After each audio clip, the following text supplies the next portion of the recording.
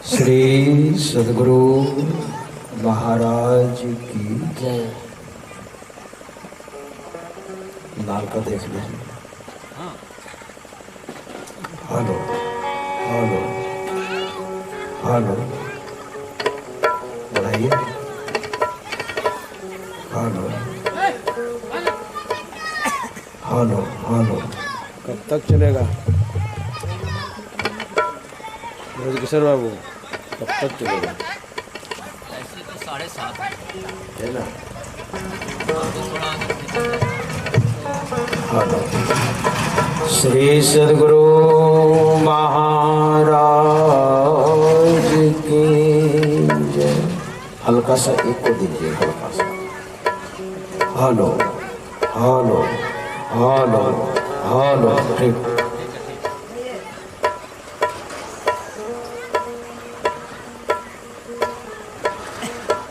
आइए एक भजन आपको मैं सुनाता हूँ।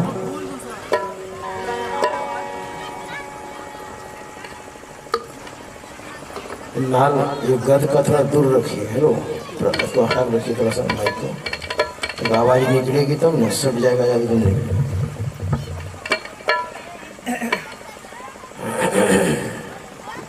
आइए एक भजन आपको मैं सुनाता हूँ, फिर आगे प्रवचन भी सुनाऊंगा।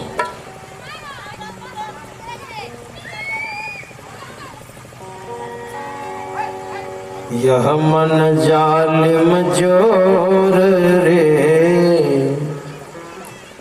बरजे नहीं माने। यह मन जालिम जोर रे, बरजे नहीं माने।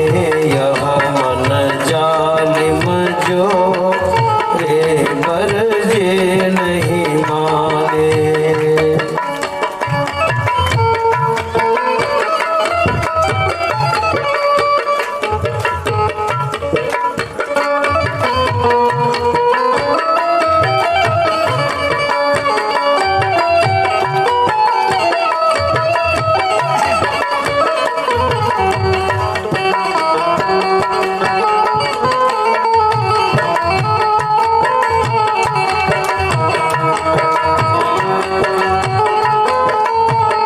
सबको ये मीठी मीठी तालियां बजाएं। बरजे नहीं माने, बरजे नहीं माने, बरजे नहीं माने। बरजे नहीं माने, बरजे नहीं माने, बरजे नहीं माने। यह मन जालिम जोर रे, बरजे नहीं माने। यह मन जालिम जोर रे, बरजे नहीं माने।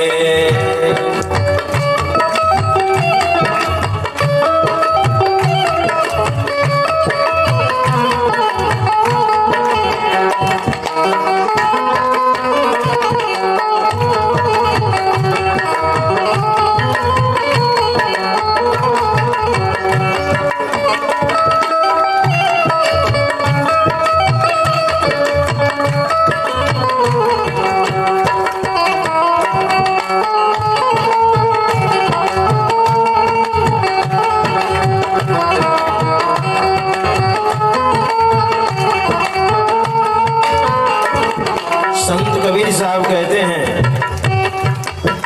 जो कोई मन को पकड़ा चाहे, जो कोई मन को पकड़ा चाहे, जो कोई मन को पकड़ा चाहे, जो कोई मन को पकड़ा चाहे। भागत साकर तोड़री, मरजे नहीं माने। भागत साकर तोड़री, मरजे नहीं माने। यह मन जालिम जोर रे, बरजे नहीं माने। यह मन जालिम जोर रे, बरजे नहीं माने।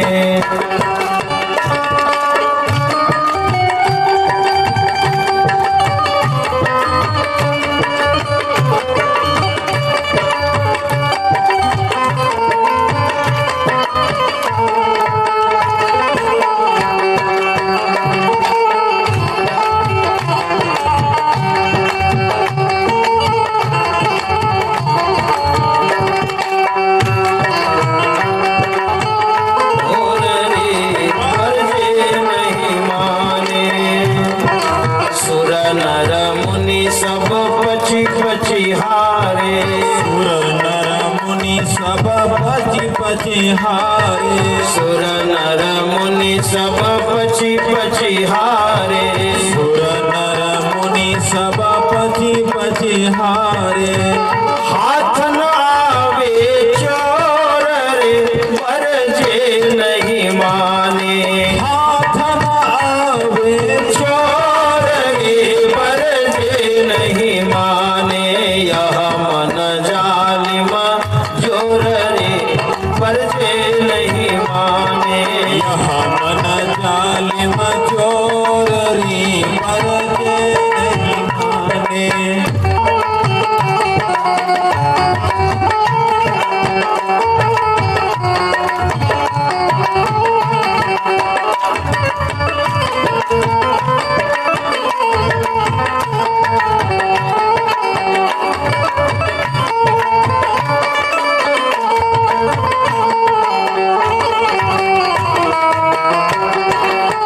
जोर रे पर जे नहीं माने। यह मन जालिम जोर रे पर जे नहीं माने।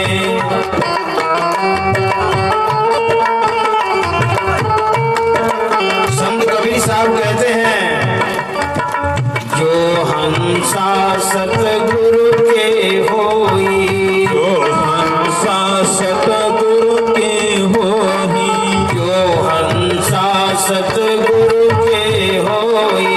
जो हंसा सतगुरु के होई।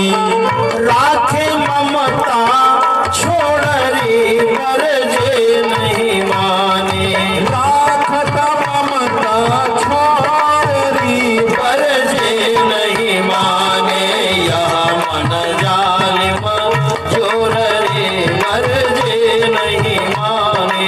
यह मन जालिम जोर रे पर जे नहीं माने।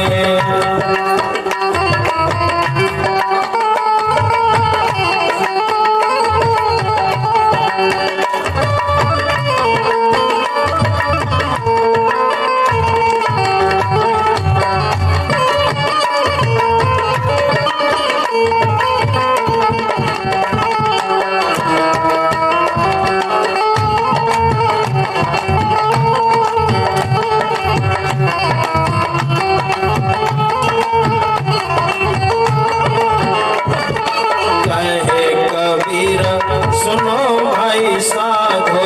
कहे कबीर सुनो भाई साधो। कहे कबीर सुनो भाई साधो। कहे कबीर सुनो भाई साधो। बचो गुरुन की ओटरे पर जे नहीं माने। बचो गुरुन की ओटरे पर जे नहीं माने। यह मन जालिम जोर रे पर जे नहीं माने। यह मन जालिम चोर रे पर जे नहीं माने। यह मन जालिम चोर रे पर जे नहीं माने। श्री सद्गुरु महाराज की।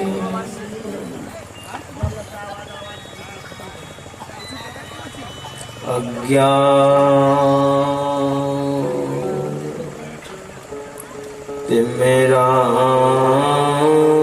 तिमिरान्धस्य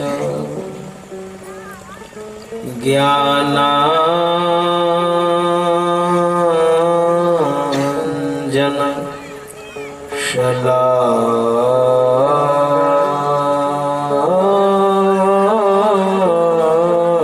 शलाकया चक्षुरुन्मिलितं येन तस्मै श्री गुरुवे नमः। तस्मै श्री गुरुवे नमः।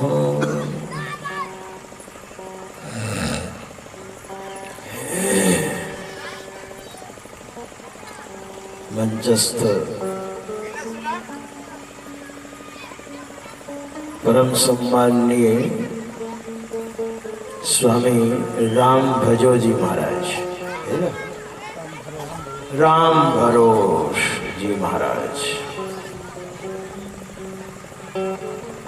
आदरणीय ब्रह्मचारी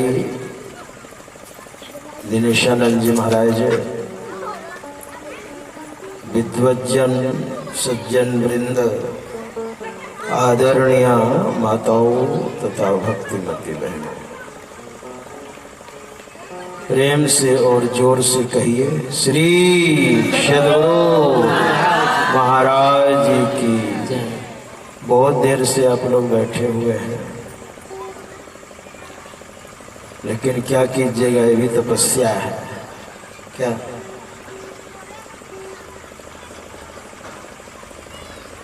प्रसंग बहुत ही बढ़िया है। प्रसंग है भगवान श्री राम के समीप सनकादिक आए हैं। सनकादिक ये 4 भाई हैं।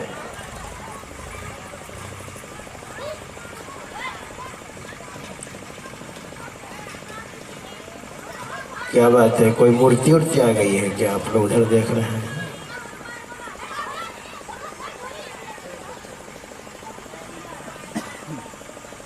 चार भाई,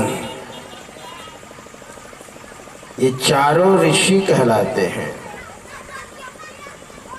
सनकम च सनंदम च सनातन मथात्मभो सनत कुमारम च मुनि निष्क्रियानुध्वरे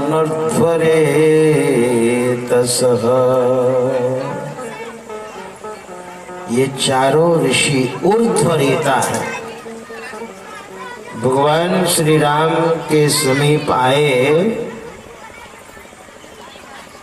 इन चारों ऋषियों को बढ़िया से आसन में बैठाया और उन ऋषियों के चरण को पखारा, पाद प्रक्षालन किया। और भगवान बड़े खुश हुए और कहने लगे, महाराज मेरा बड़ा भाग्य था जो आपके दर्शन हुए, स्पर्श हुए, और आप जैसे संत जब मिल जाते हैं तो सत्संग स्वाभाविक ढंग से प्राप्त हो जाता है, खोजना नहीं पड़ता है सत्संग। देखिए, संत जब मिल जाएंगे या संत प्रकृति के व्यक्ति मिल जाएंगे, थोड़ा गार्जन स्वरूप आप लोग देखिए, चारों तरफ शोर शराबा हो रहा है। संत प्रकृति के या संत, देखिए संत की परिभाषा बहुत क्लिष्ट है और निरस भी है। मैं पंजाब में कथा कर रहा था एक आश्रम में, बहुत लंबे समय तक मैंने कथा की, 3 महीने। उस आश्रम में एक श्रावी आ गया रात में और क्या कहते हैं, हमें रोटी खिलाओ। और मेरा महात्मा था, मैं नहीं था, मैं कथा ही करने गया था, बाजार में बगल में ही था। तो आया, हमारे महात्मा ने रोटी खिलाई और कमरे में का आराम से तुसी थल्ले पै जाओ, आराम नाल थल्ले पै जाओ, अब आराम से सो जाओ। और बाहर से कुंडी बंद कर दिया। क्या पता रात में हम लोग सोएंगे, कोई सामान उमान लेकर के या तोड़ ताड़ करके चल गए। बड़ा शास्त्रम था। सुबह जब हुई तो कमेटी वाले को फोन किया गया, वे लोग आए और आए तो कहा अभी पुलिस को फोन करता हूँ। तो शराबी कहता है पुलिस को मत फोन करना। कहा तेनो संतानु तंग करदा हैगा। वो डांटना शुरू किया, तो संतों को तुम तंग करते हो। तो हम सोचे लो हम लोगों को संत कह रहे हैं, है ना। भावना देखिए, तेनो संतानु तंग करदा हैगा। ठहरो तुसी होर पुलिस दे अभी फोन करते हम। वो डर गया हो, ठहरो अभी पुलिस को मैं फोन करता हूँ।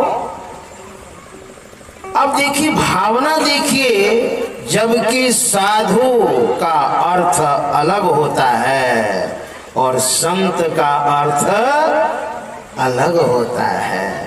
दोनों के अर्थ अलग अलग हैं, लेकिन भाव में आकर के हम बोल देते हैं ना, साधु संत। हम लोगों को संत कह रहे हैं, नहीं तो बहुत बार लोग कहते हैं हमारे यहाँ संत पधारे हैं।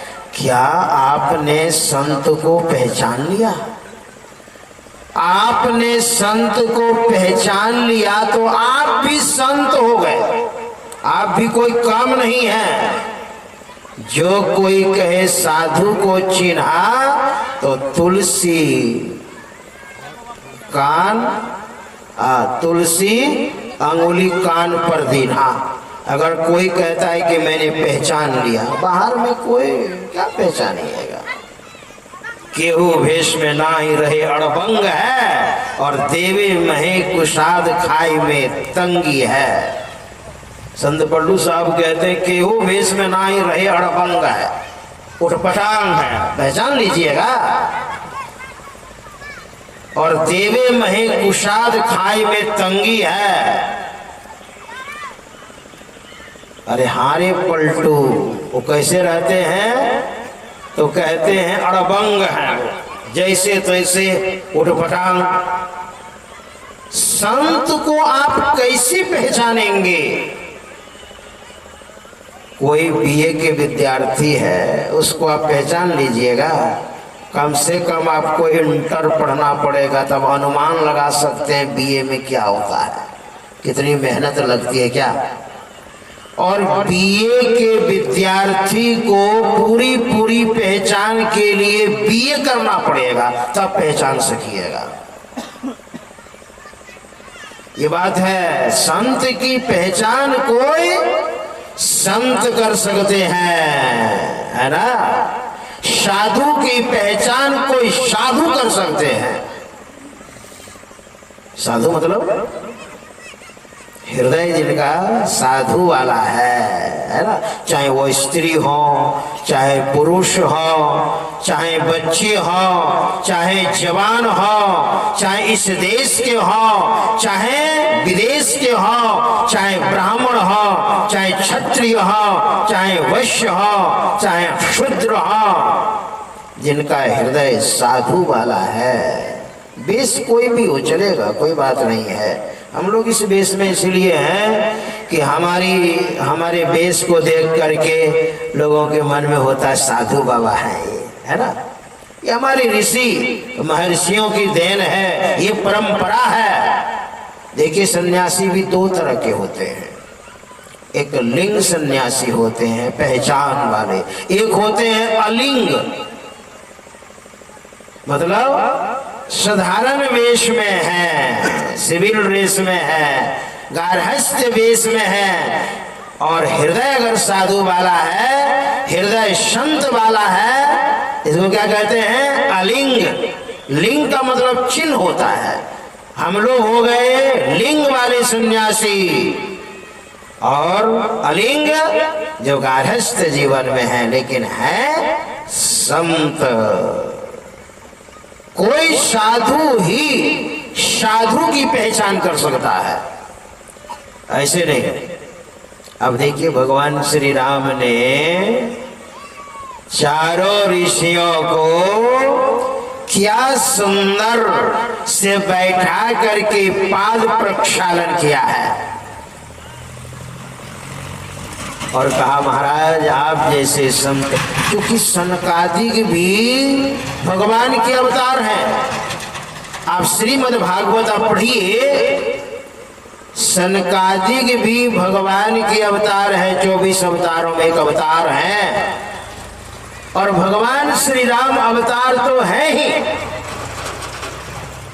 इसलिए तो कह रहे हैं महाराज, आप जैसे संत मिल जाए तो सत्संग स्वाभाविक ढंग से हो जाता है, सत्संग खोजना नहीं पड़ता है। और दुष्ट मिल जाए तो, अगर उसी जगह अगर दुष्ट आ जाता तो सत्संग नहीं होता, सत्संग नहीं होता, तब तो वह खड़मंगल हो जाता है ना। बिछुड़त एक प्राण हरि लेहि, मिलत एक दुख दारुण देहि। बिछुड़हि एक प्राण हरि लेहि, मिलत एक दुख दारुण देहि। एक संत जब मिलते हैं और जब बिछुड़ने लग जाते हैं तो प्राण हर लेते हैं, यानी बहुत दुख होता है कि संत बिछुड़ रहे हैं। और एक दुष्ट जब मिलते हैं तो बहुत दुख देता है। और ये जब बिछुड़ जाते हैं कहते हैं हे गुरु महाराज अच्छा हुआ ये आदमी चला गया, क्या ये आया था चला गया, अच्छा हुआ। और संत प्रकृति के जब मिल जाते हैं तो बहुत खुश होते हैं, आहा बड़ा आनंद आया। भगवान पहचान रहे हैं, सनकादिक भी भगवान के अवतार और भगवान श्री राम भी भगवान के अवतार, लेकिन भगवान श्री राम गार्हस्थ वेश में है और सनकादिक सन्यासी वेश में है। इसलिए भगवान श्री राम ने पहचाना और कहा महाराज आप जैसे महापुरुषों की सन्निधि में बैठने मात्र से सत्संग प्रारंभ हो जाता है। देखिए रामायण का प्रसंग और श्रीमद् भागवत में तो विशद व्याख्या है। माता सबरी की कुटिया में भगवान श्री राम पधारे है ना, और माता सबरी के गुरु महाराज मातंग ऋषि थे। जब मातंग ऋषि का पंचभौतिक शरीर पूरा होने वाला था तो सबरी से कहा बेटी अब तो ये शरीर को छोड़ना पड़ेगा क्योंकि शरीर का समय पूरा हो गया है।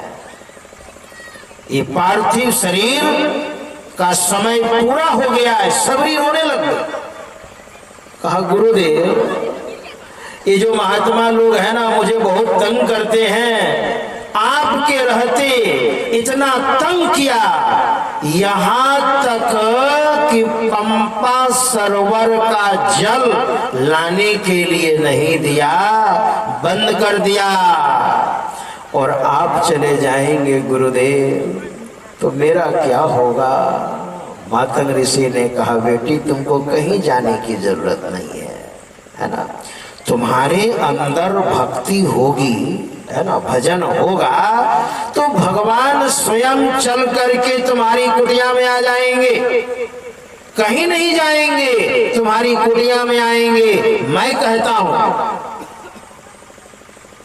और गुरु के वचन पर पूरा भरोसा।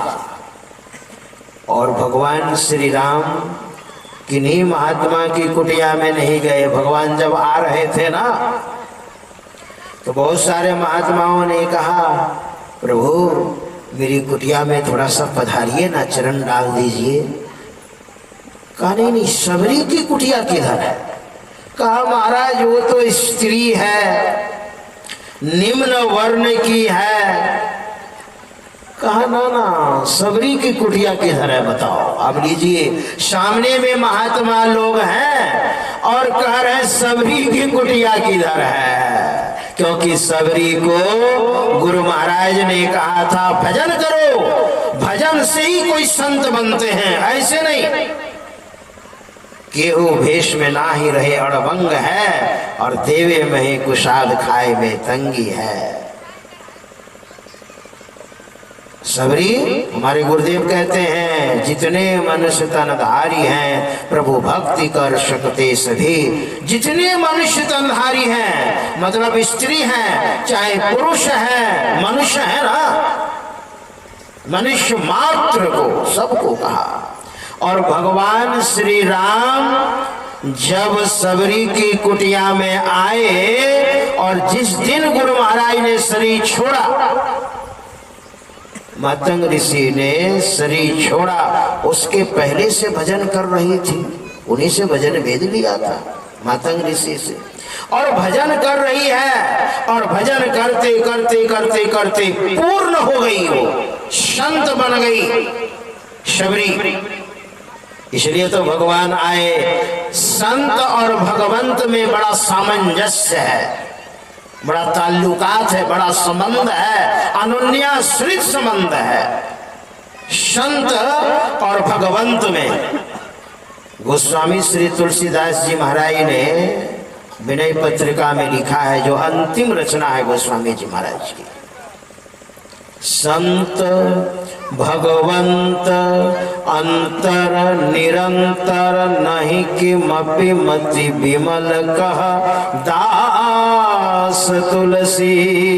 संत और भगवंत में कोई अंतर नहीं, भगवंत बने बनाए आते हैं और संत यहाँ पर बनते हैं, और दोनों की महिमा एक है। भगवान श्री राम आ गए, मातंग ऋषि भी संत थे, है ना, और जब आ गए तो सबरी को लगा मेरे गुरु महाराज ने ठीक ही कहा था। तुलसी बाबा ने बड़ा सुंदर लिखा है, सबरी देखी राम गृह आए,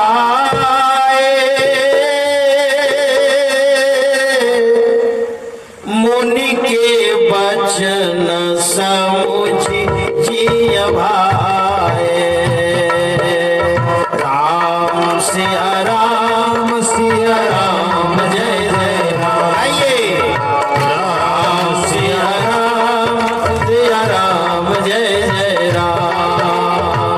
सबरी देखी राम गृह आए, मुनि के बचन समुझी जिय भाए, राम सिया राम जय जय राम, राम सिया राम जय जय राम।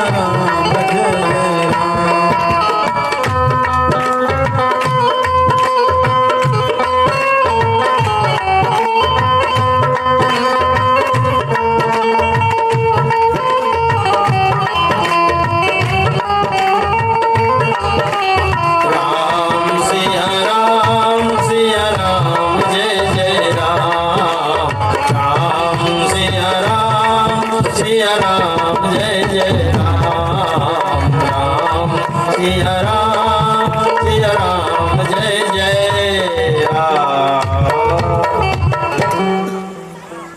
सबरी देखी राम गृह आए, आ गए। अब देखिए आधी चुपाई कहती है मुनि के वचन, किनके वचन? मातंग ऋषि के वचन, समुझी जिय भाई। अब समझ में आ गया, ओ मेरे गुरु ने ठीक ही कहा था, बेटी तुम्हें कहीं जाने की आवश्यकता नहीं है।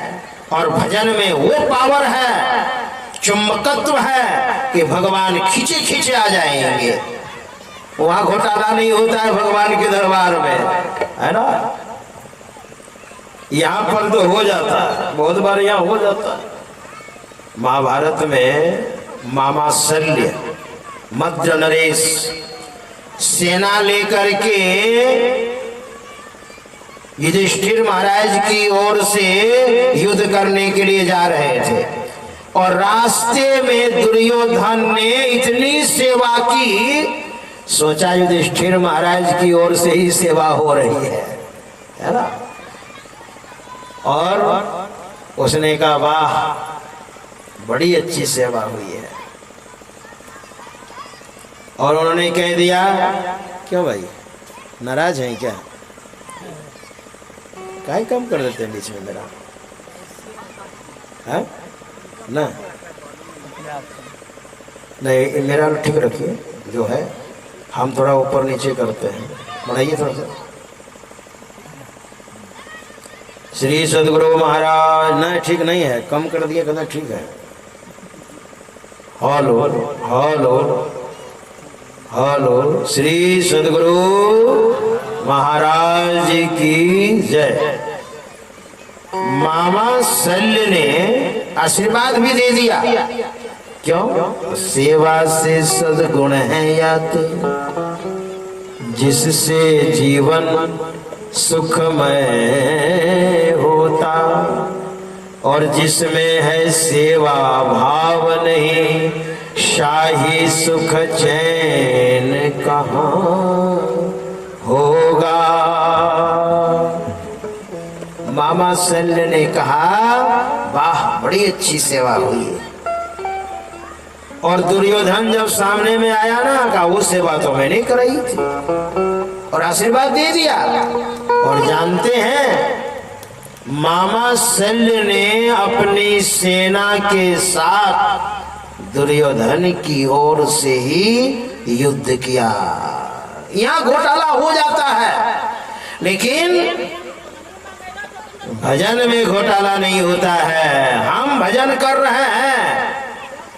आप देखिए माता सबरी के पास भगवान आ गए और तब कह रहे, ओ हमारे गुरु ने बिल्कुल सही कहा था, है ना बेटी, तुम्हें कहीं जाने की जरूरत नहीं। अब यकीन नहीं हो रहा है ये चरण वही है कि कोई दूसरा चरण है।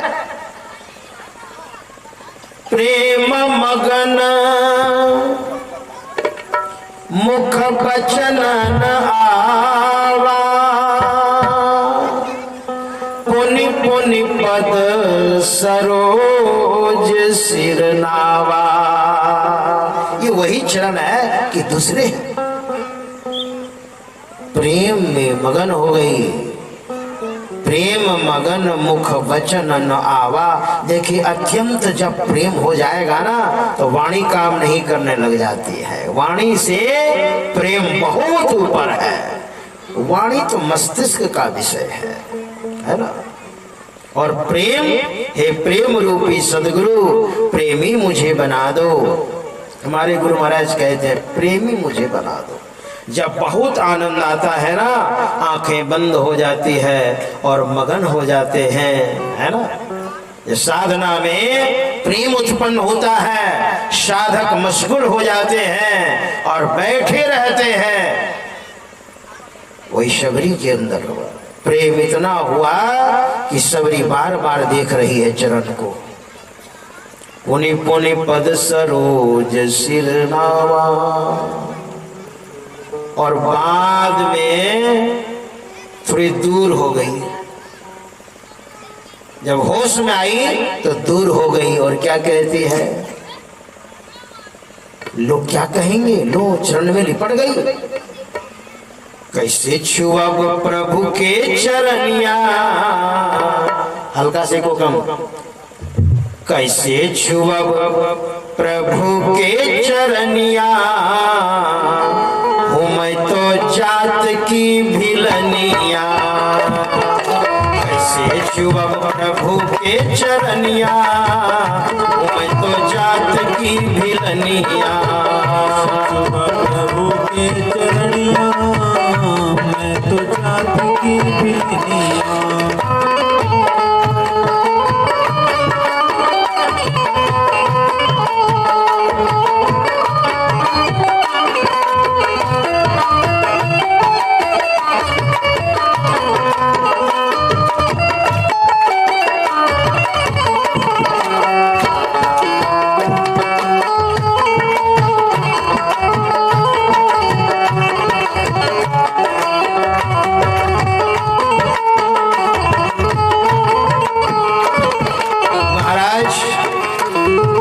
समाज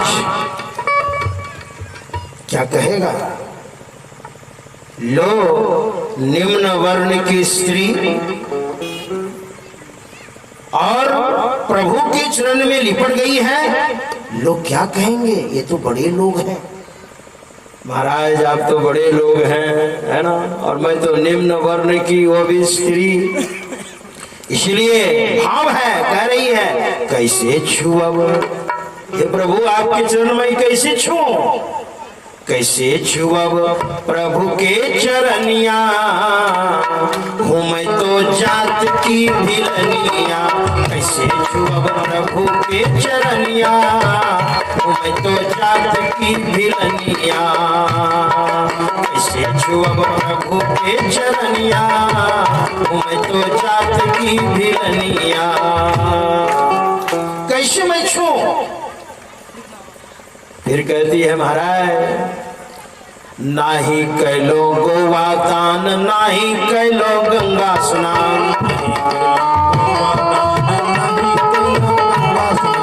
नाही कैलो गोवादान, नाही कैलो गंगा स्नान, गोवादान नहीं कैलो गंगा स्नान, नहीं कैलो तीर्था भरमनिया, मैं तो जात की भिलनिया। कैसे छुअब प्रभु के चरनिया, मैं तो जात की भिलनिया। कैसे छुअब प्रभु के चरनिया, मैं तो जात की भिलनिया।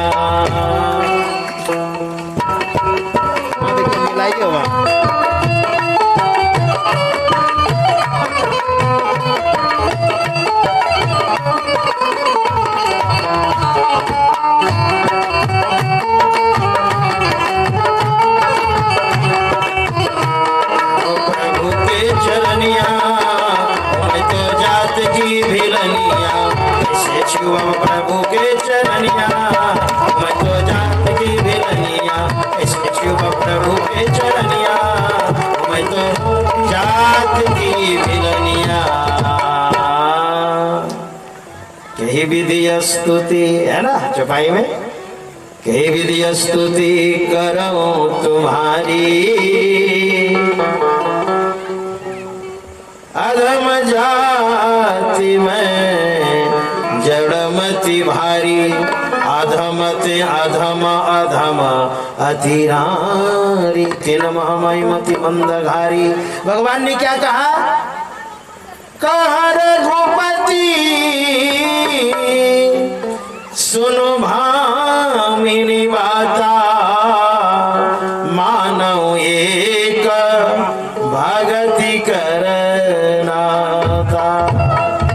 अरे तुम जो सोच रही है ना वो सब कोई बात नहीं है, एक भक्ति का नाता मैं मानता हूं। देखिए भगवंत का दर्शन देखिए कैसा है, सबरी का भक्त का दर्शन है, और भगवान जो कह रहे हैं ये भगवंत का दर्शन है, क्योंकि सबरी ने 14,000 वर्षों तक भक्ति की थी, सबरी संत बन चुकी थी, है ना।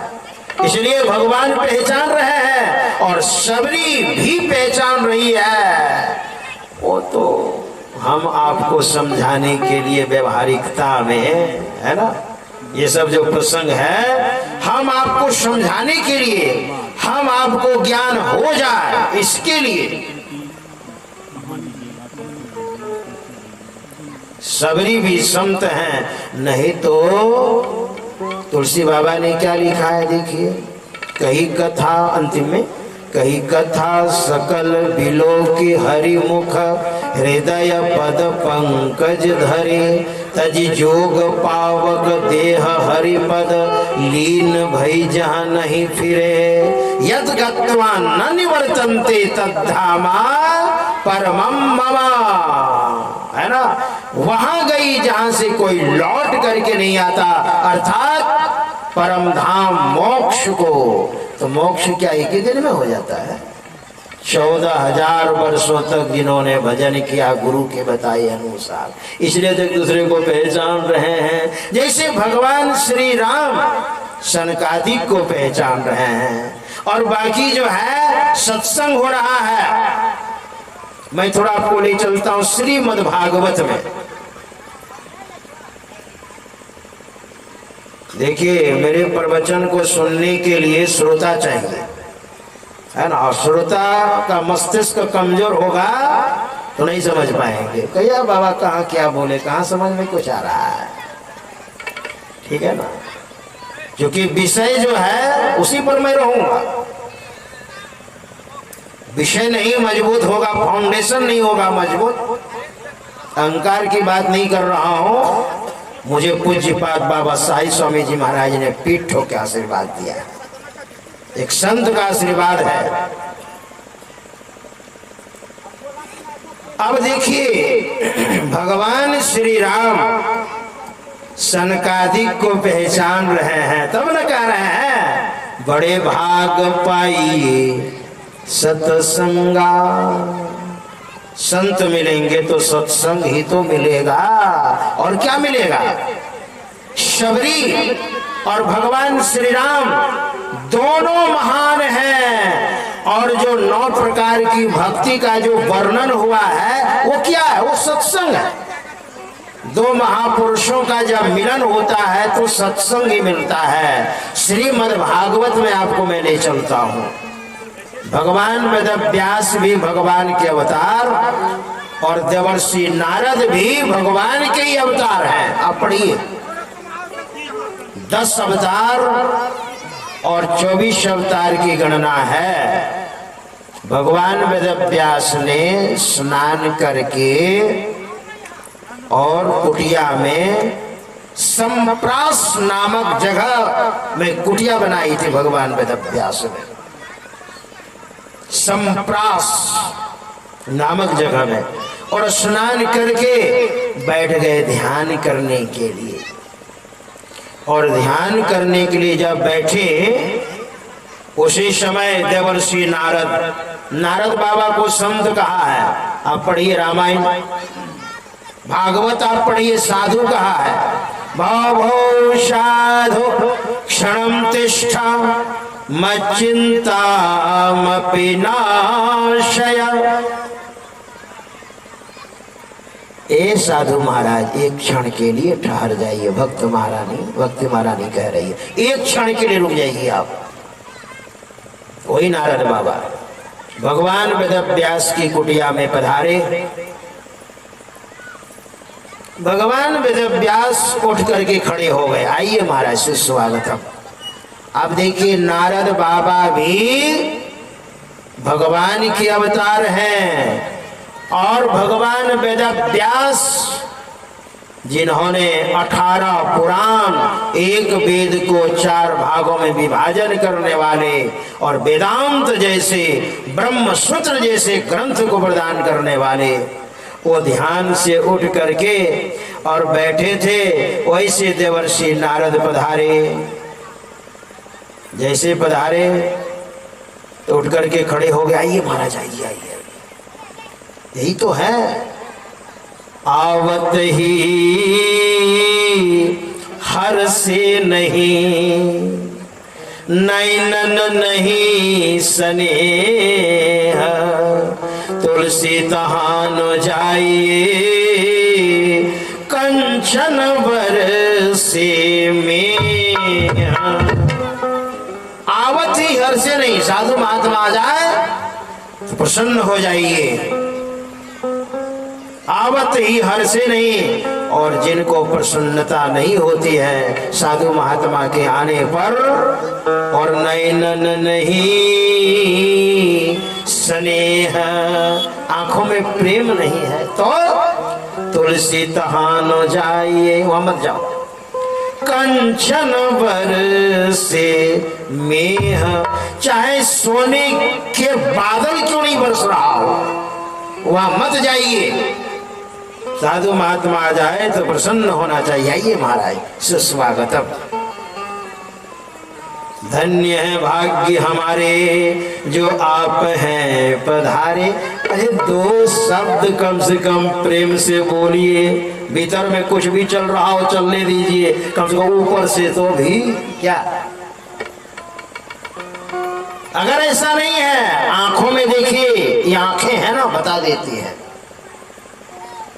सज्जन से मिल रहे हैं कि दुर्जन से मिल रहे हैं, नफरत है कि प्रेम है, ये आंखें बता देती है।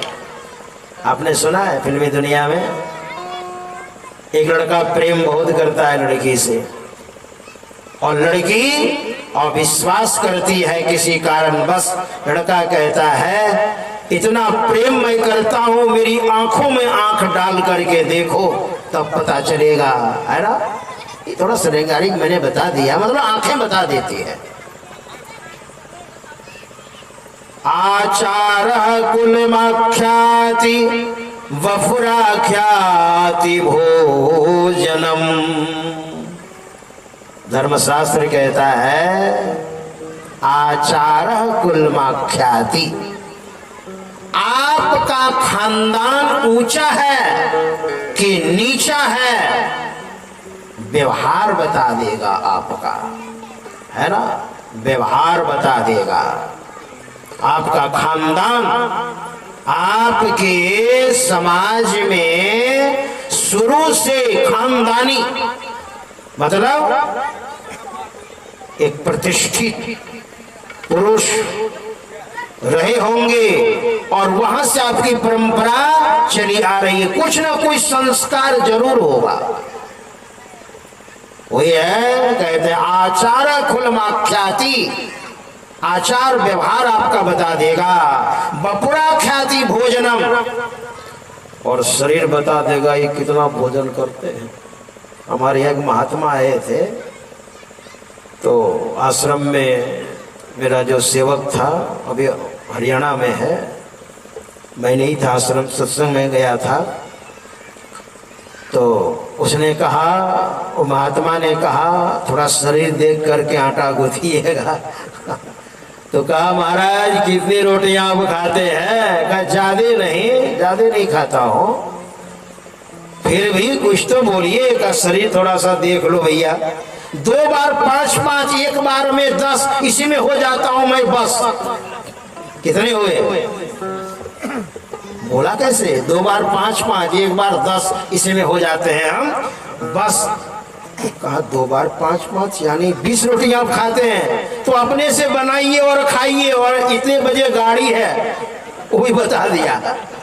श्री सद्गुरु महाराज की बपुरा ख्याति भोजनम, शरीर बता देगा कितना भोजन चाहिए। भीम का शरीर मोटा तगड़ा था, और माता कुंती जब परोस देती थी ना 5 भाइयों को, तो उसमें से युधिष्ठिर, अर्जुन, नकुल, सहदेव अपने हिस्से में से एक मुट्ठा और उठा करके देते थे भीम को। तब तो भीम का किसी तरह से मैनेजमेंट होता था, है ना। शरीर भी तो ऐसा था। बपुरा ख्याति भोजनम, है ना। आचार कुलमाख्याति बपुरा ख्याति भोजनम, और वचनम श्रुतमाख्याति, आपकी वाणी बता देगी कि आपका संस्कार कैसा है ना। पढ़े लिखे का साथ किया है आप, पढ़े लिखे का संगति आपने किया है, तो वाणी बता देगी। सने माख्याति लोचनाथ, और आपकी आंखें बता देगी किससे प्रेम है, किससे नफरत है। इसलिए तो आंखें चुरा लेते हैं क्या? आंखें देख लेंगे नहीं, इसे कोई मतलब नहीं है, तो सबसे पहले आंख को ही घुमाते हैं लोग। क्या देख लिया फिर भी ऐसे घुमा लेंगे, नीचे कर लेंगे, नहीं देखेंगे। किसी से कोई वस्तु मांगने के लिए आप जाइए, उसके 6 लक्षण है, नहीं कह देगा वो। मौनम, भैया हमको 10 रुपया देना बहुत जरूरी है, तो सबसे पहले वो चुप हो जाएगा। मौनम मौनम काल विलंबस्य, कल परसों, कल आइएगा। परसों आइएगा। मौनम काल विलंबस्य भ्रिकुटी भूमि दर्शनम, नीचे देखने लग जाएगा। परण्याणान्यां वार्तांच, दूसरे से बात करने लग जाएगा। वार्तांच, और चलने को उद्यत हो जाएगा, कल परसों कर देगा। नीचे देखने लग जाएगा, आकाश की ओर देखने लग जाएगा। नकार शट लक्षणम, ये आदमी न बोल देगा, है ना। ये है तो हमारी जो आंखें हैं, है ना, ये बता देती है। संत कबीर साहब ने भी कहा है, एक सज्जन जब दूसरे सज्जन से मिलते हैं तो क्या होता है, चार मिले, दो आंखें आपकी और आपके सामने में है उनकी दो आंखें, चार मिले। फिर प्रेम अगर है तो 64 खिले, हंसने लग जाते हैं आपके 32 और उनके 32, क्या, चार मिले 64 खिले, तब 20 रहे कर जोड़। आपकी 10 अंगुलियां और आगे की 10 अंगुलियां, 20 रहे कर जोड़। और हरिजन से हरिजन मिले तो 7 करोड़। हमारे शरीर में 3.5 करोड़ रोंगटे हैं, अगले के 3.5 कितने हो गए, 7। रोमांच हो जाएगा, प्रफुल्लित हो जाएगा, हमारे रोंगटे प्रसन्नता से खड़े हो जाएंगे, फिर आनंद आ जाएगा, है ना। इसलिए भगवान वेदव्यास उठ करके आगे हुए, आइए महाराज सुस्वागतम, मेरे बड़े भाग्य थे जो आपके दर्शन हुए। नारद बाबा को बढ़िया से बैठाया, वहां लिखा है, तम अभिज्ञाय सहसा प्रत्युत्थाया गतम मुनिः पूजयामास विधिवन् नारदं सुर पूजितम। विधिवत अर्घ्य पाद्य से नारद बाबा का पाद प्रक्षालन किया, चरण को पखारा किसने, भगवान वेदव्यास ने। और जब पाद प्रक्षालन किया उसके बाद नारद बाबा व्यवहारिकता में आकर के भगवान वेदव्यास से कुछ पूछ रहे हैं, कुछ बोल रहे हैं। बोलना चाहिए, कोई आपको प्रणाम किया चुप रहिएगा, जय गुरु बोलिए कम से कम, पूछिए, ये व्यवहारिकता है। परम पूज्य पाद संत ब्रह्मलीन बाबा साई स्वामी जी महाराज को मैंने देखा है, जब कोई प्रणाम करते थे अजनबी, कहाँ घर हुआ, कहाँ से आए, भोजन किए, नहीं, बोले भोजन कीजिए आप। देखिए कहां से आ रहे हैं, हृदय प्रसन्न हो गया, है ना। मैं तो जल्दी पूछता नहीं था, बहुत सारे साधु महात्मा लोग बाबा के कमरे में हैं और मैं बगल में खड़ा रहता था। हम बोले बाबा तो सब मन की बात जानते ही है, मैं किस लिए आया हूं, मुझे क्या पूछना है, अपने पूछेंगे तब मैं बोलूंगा। कई बार मैंने ऐसा देखा, बगल में खड़ा हूं। अब वहां पर कितने साधु महात्मा लोग हैं, सत्संगी लोग हैं, सबसे मुंह फेर करके और मुझे कहते हैं की बात है बोल। हमने कहा हुजूर अपने जानते छे की बात है, 4 बजे ही है तो ठीक है, 4 बजे ही है। अब देखिए हम क्या पूछे हैं, क्या जानना चाहे हैं, बाबा बोले 4 बजे ही है। देखिए कई बार हमने देखा है। मैं तो कभी कभी कहता हूँ संत मत में शायद संतसेवी बाबा और शाही बाबा हृदय मस्तिष्क शायद कभी आएंगे कि नहीं, ऐसे महापुरुष है ना। मैं जिनके बारे में जानता हूँ, मैं अपनी बात बता रहा हूँ, है ना। दोनों महापुरुषों से बहुत सही प्राप्त हुआ है मुझे। कुप्पा घाट में बहुत छोटा था, मुझे कहते थे सन्यासी का बच्चा है ना। तो दोनों बहुत स्नेह देते थे दोनों, लेकिन अधिक पूज्य पातशाही स्वामी जी महाराज। मेरे कहने का मतलब वो जान जाते थे और जो भी आते थे उनको बड़ी प्रसन्नता होती थी। तो भगवान वेदव्यास से पूछते हैं नारद बाबा, कहिए महाराज सब ठीक ठाक है ना? भजन ध्यान बढ़िया से चल रहा है ना? सब कार्य बढ़िया से हो रहा है ना?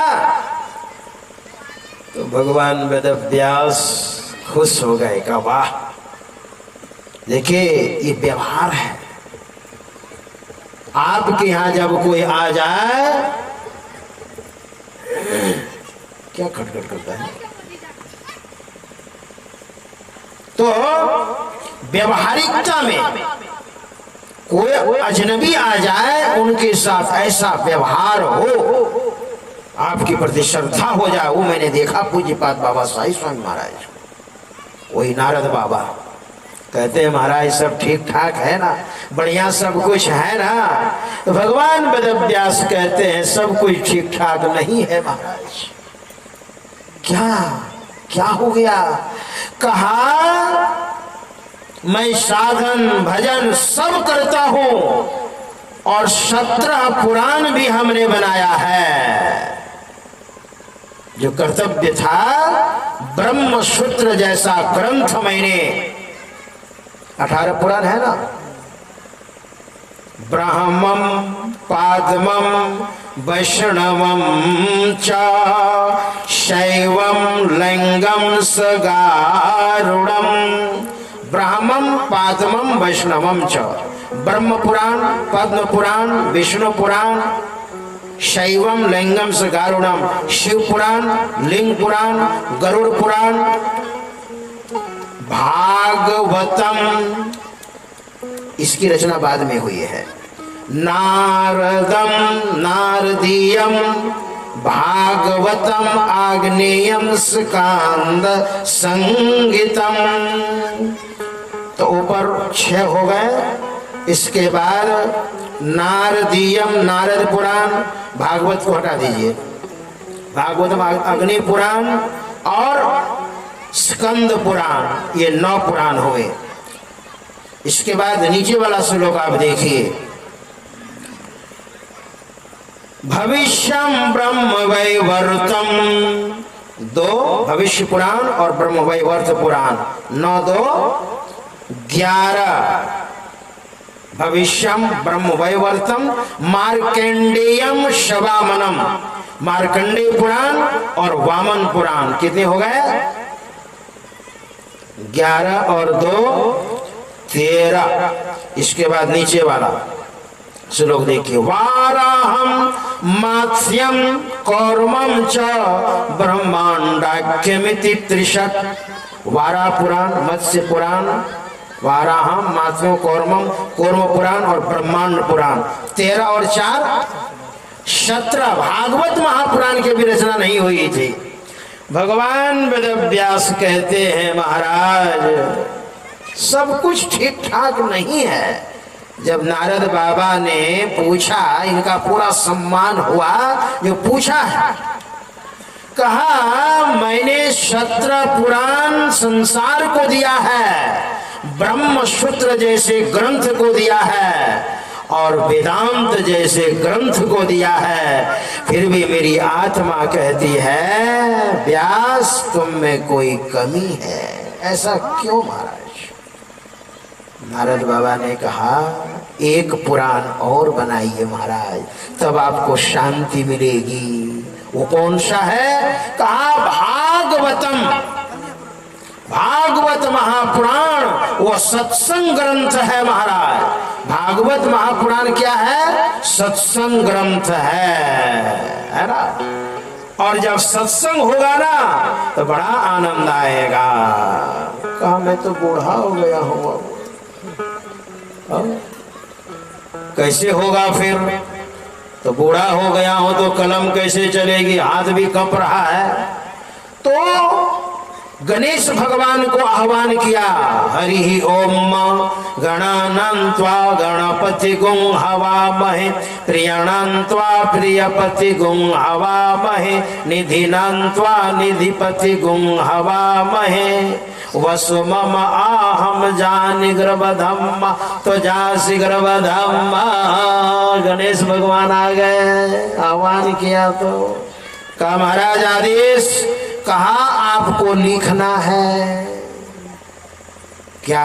भागवत महापुराण क्या? ठीक है लिखूंगा, लेकिन देखिए मेरी सवारी चूहा है।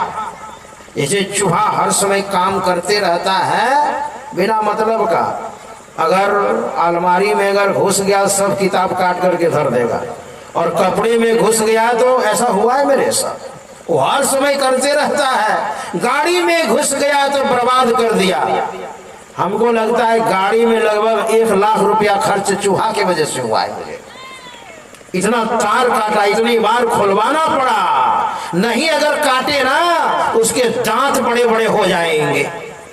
जैसे चूहा हर समय काम करते रहता है, वैसे गणेश भगवान कहते हैं मैं लिखूंगा तो मेरी कलम रुकेगी नहीं। भगवान वेदव्यास ने कहा अगर बीच में रुक गई तो कहा बस आगे मैं लिखूंगा ही नहीं। तो भगवान वेदव्यास ने सोचा तब तो और गड़बड़ी हो गई, आधा ग्रंथ में ही आप रुक गए महाराज। तो भगवान वेदव्यास ने कहा ठीक है मैं रचना करके आपको दूंगा और आप लिखेंगे, लेकिन एक शर्त है, जो भी मैं रचना करके दूंगा आप उसको अर्थ लगा करके लिखिएगा, ऐसा नहीं अंधाधुंध लिख दिया।